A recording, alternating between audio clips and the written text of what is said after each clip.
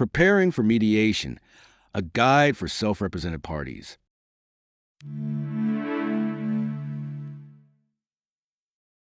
Preparing for mediation, a guide for self-represented parties. Mediation offers a chance to resolve your dispute without a trial. Preparing yourself is the key to a successful mediation. Even without a lawyer, you can effectively represent yourself.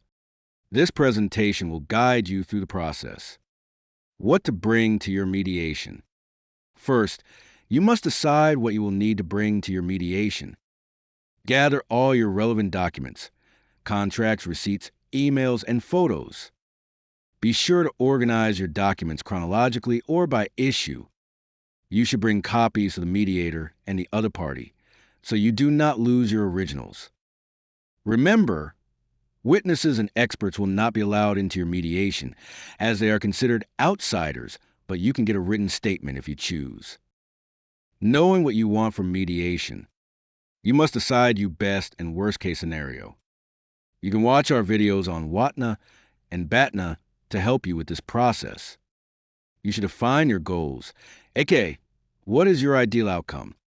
Be sure to prioritize your needs and determine what are you willing to compromise on.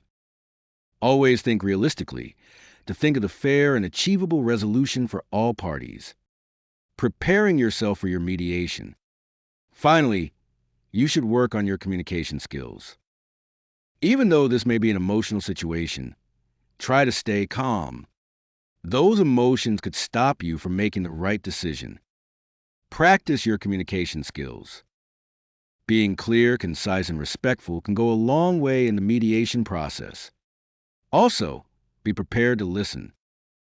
You are not the only person in this dispute, and it is helpful to hear the other party's perspective.